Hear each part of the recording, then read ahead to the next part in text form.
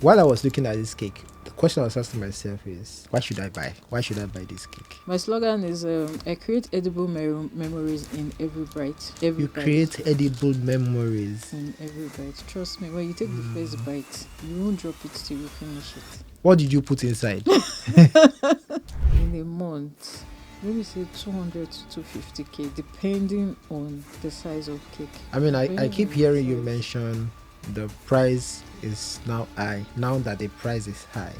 So don't you think it's high time you change your market segmentation? The kind of customers that you had, because sometimes affordability is dependent on the market True. and the targeted audience, right? So maybe it is time for you to look at your customers and ask yourself, are these people still my customers? If I really want to go, ahead in this business, if I really want to make something good in this business, are these people still my customers?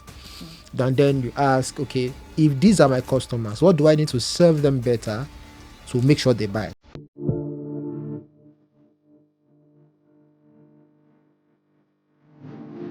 Let's meet today's game changer.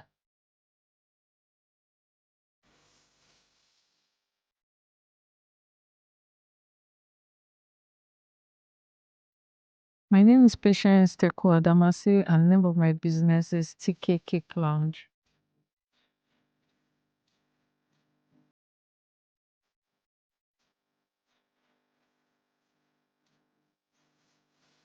So my business started in 2022.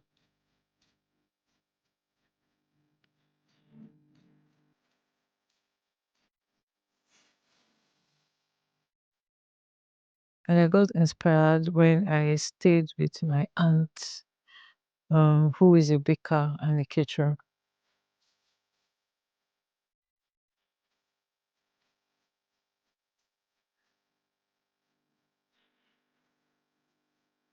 And one thing that has helped me navigate the business world is trying to make sure that my clients are satisfied with the products I give to them, and I try to make sure that in every feedback I get, I try to make corrections and always make sure that my clients are satisfied.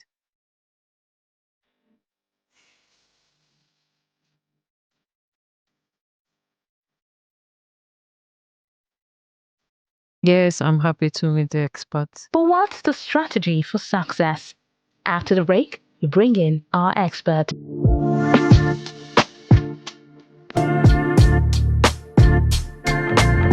Welcome to your Smart Growth Show, the one-stop show for business people, entrepreneurs, startups, and CEOs. My name is Michael Peters, and I'm a travel entrepreneur. I'm a business strategist. I'm everything in one, right? So, and I'll be your amazing host for today. And so, you're welcome to this show. Today, we are having an amazing guest, who is a baker, and a confectionery person. So, you're welcome to this amazing show. Thank you very much. Please, can we know you? So my name is Patience Adamasi Teko. I'm a Ghanaian and I'm also a Nigerian.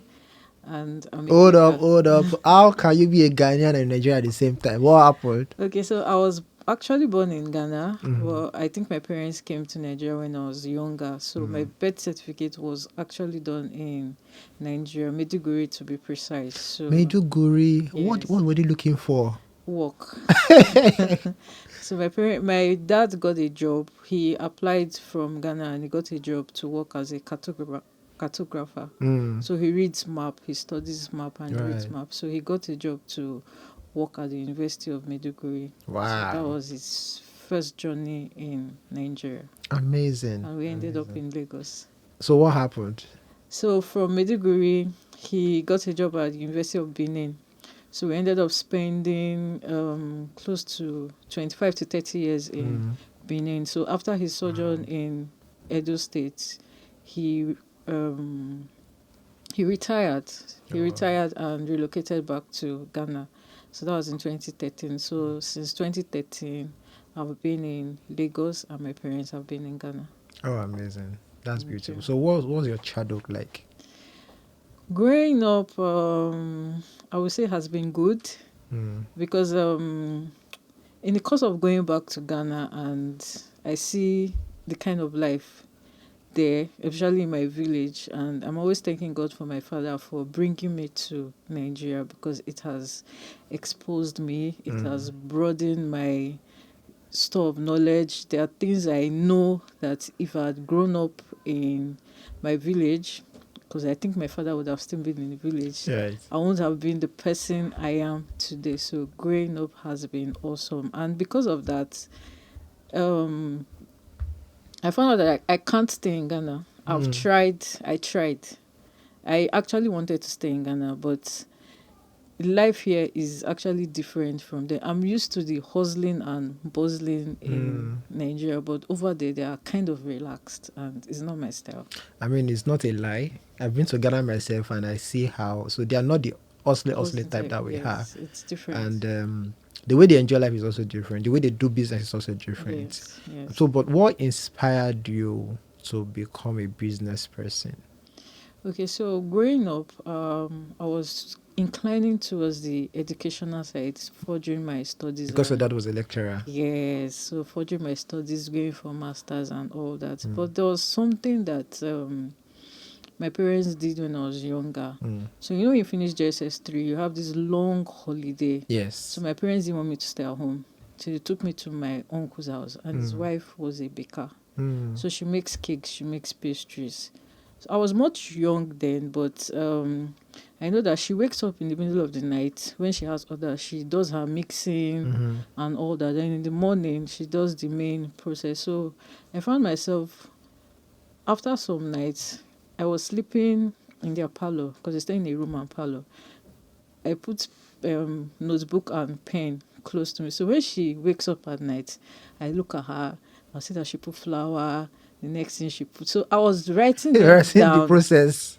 I was writing the process down. I still have those notes till today. I still go back Wow. and I look at them. So I was writing each process.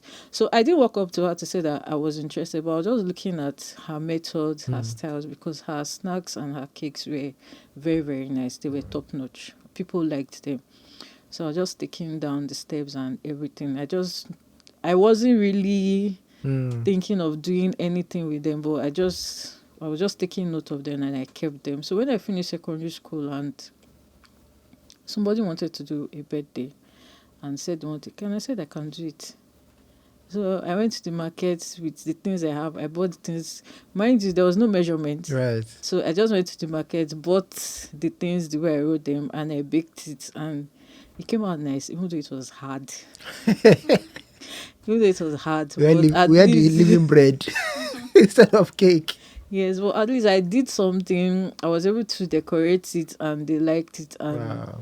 that was the first cake I ever did. And I remember when I bought my first mixer, I haven't thought of baking.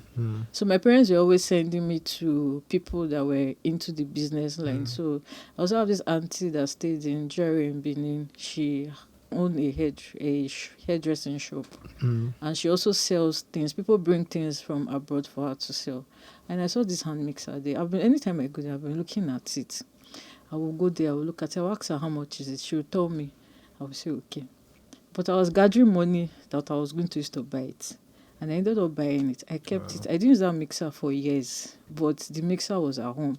Every day I will look at it. I'm like, okay, one day I will have use for you.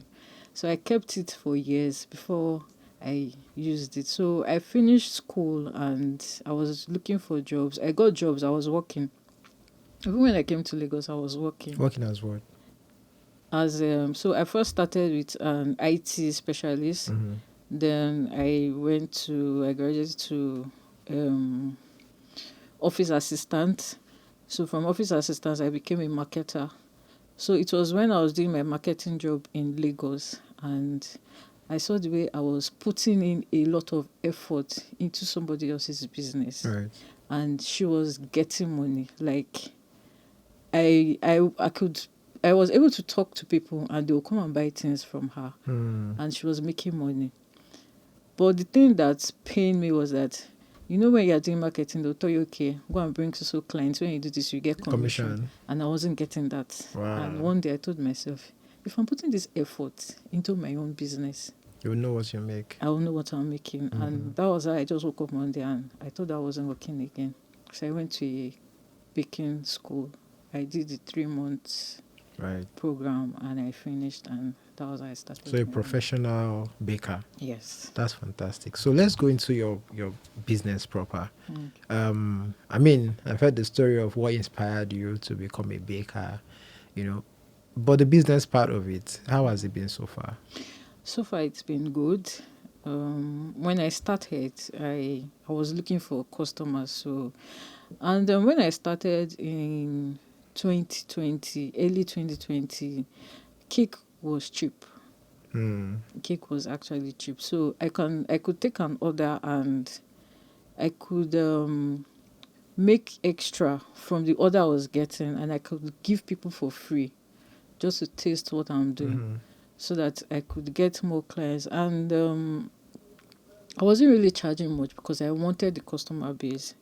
So I built a very strong customer base for like 1 year, and the next year I increased my price, and I saw that people stayed. And there are sometimes so what I did was, after I learned in the 3 months catering school, I also did online programs. So I was just doing online. So COVID came and we couldn't do anything. So I was doing more of online classes and online programs just to boost the knowledge I had. So in 2021, I increased my price a little. So I was able to, I attended a class where they taught me how to do my costing. So if you come and tell me that, okay, I want 1 layer of cake. So I did my costing in such a way that so you know cakes are in layers. Yes. So I know when somebody asks me, okay, I want 1 layer, I know how much 1 layer costs. So the next day I increased the price a little, and I saw that people were still coming. But the challenge came when the cost of things went high and the cost of cake became so high. So people were not willing to spend a lot on cake. So it's now dropped, but so far so good. It's been fine. I mean, you do varieties of cakes, big varieties. This is what? Red velvet. Red velvet. And this is chocolate. Okay, so and I'm going to put you on the spot on this because I'm a food person, right? And while I was looking at this cake, the question I was asking myself is, what should I buy? Why should I buy this cake? Okay. Right. So my slogan is I create edible memories in every bite. You create edible memories in every bite. Trust me, when you take the first bite, you won't drop it till you finish it. Wow. What did you put inside? Just basic ingredients. Basic ingredients with a touch of Holy Ghost or love. With a touch of love. Yes. Amazing. So like how many do you sell a month?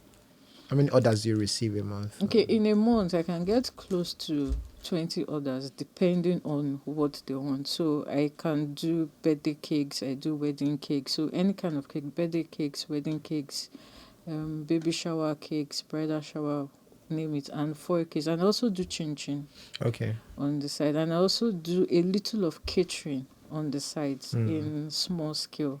So what I forgot to mention earlier was that my mom was also into the catering side. So I grew up seeing my mom making pastries, and so then we were much younger, but now when I look back I say, okay, she was really, really industrial. So she does these things and she had people that she was supplying to.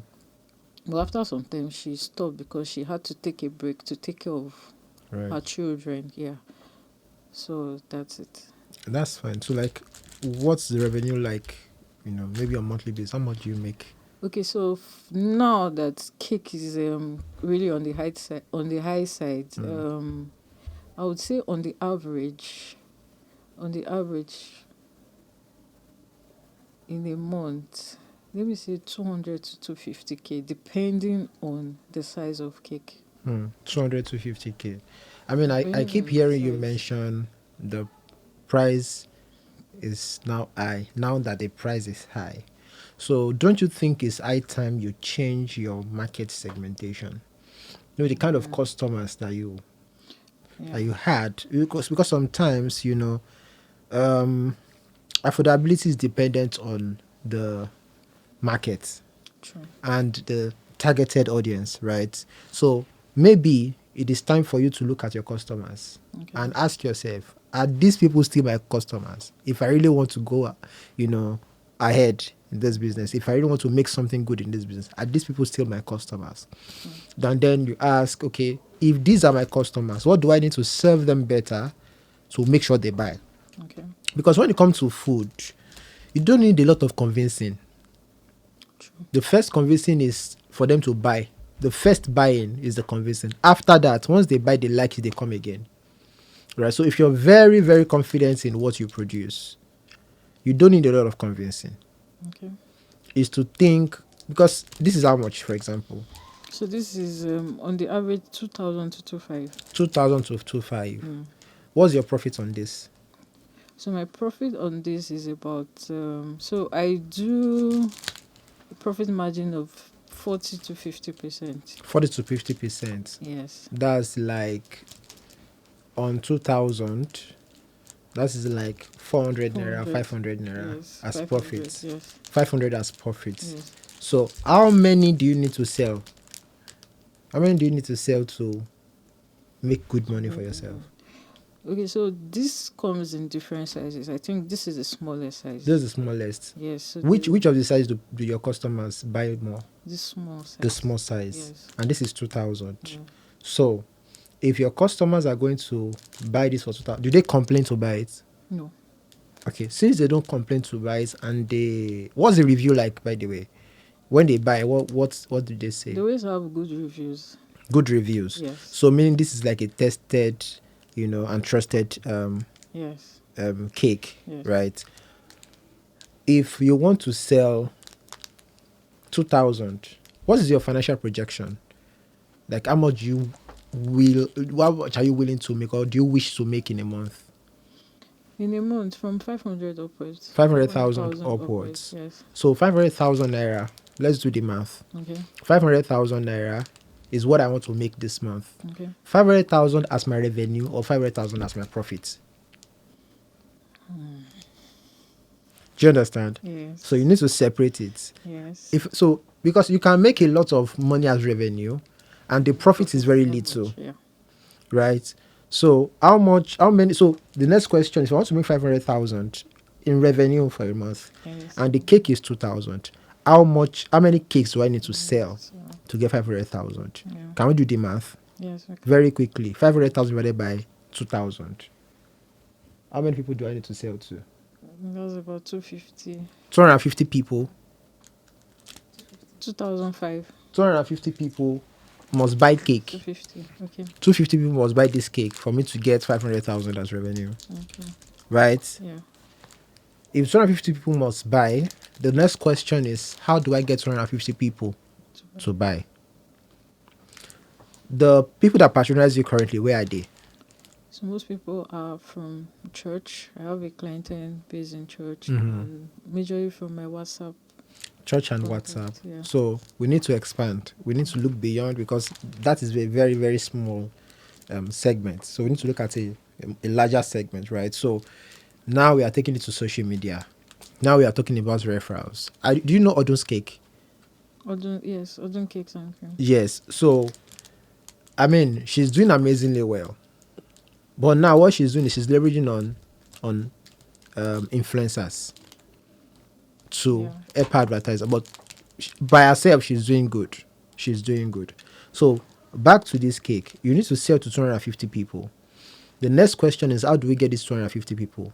So for everything you sell, anything you sell at all, there are 5 questions you must ask yourself.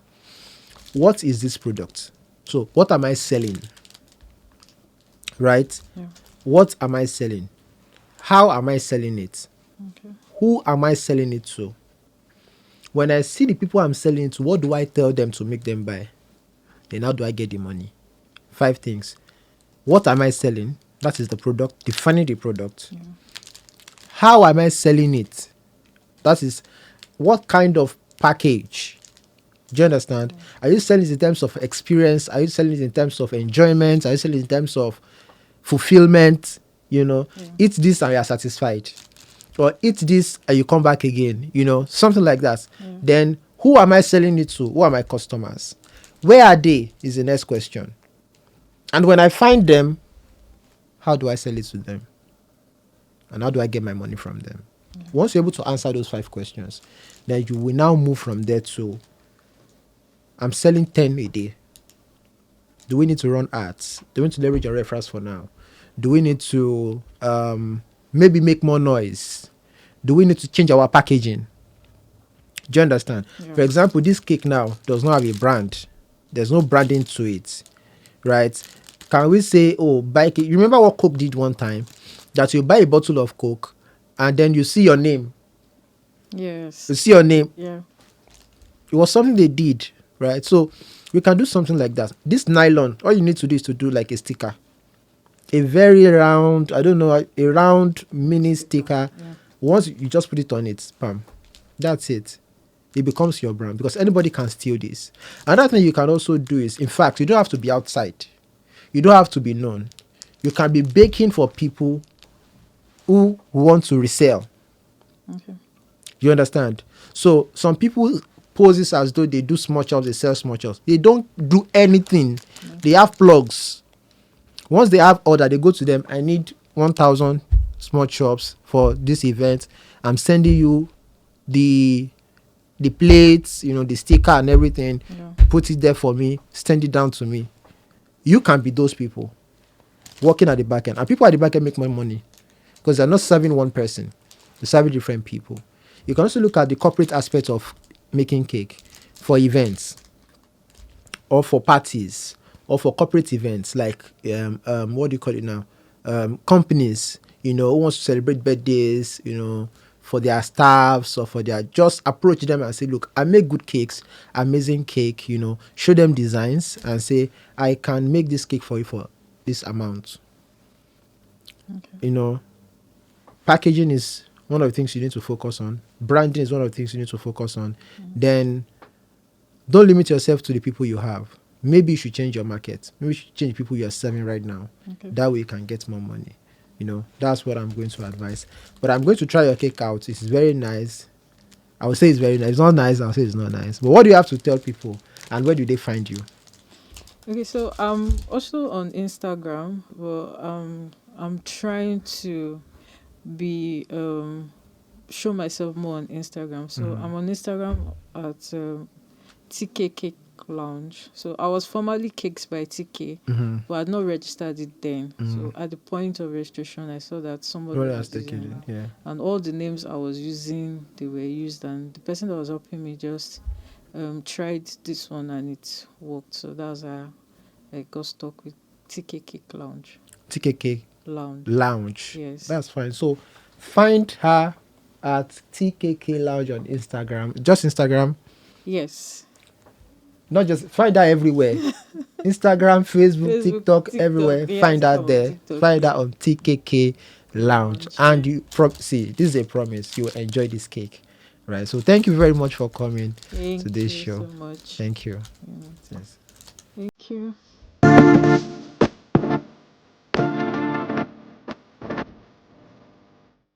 This program is supported by ACT Foundation.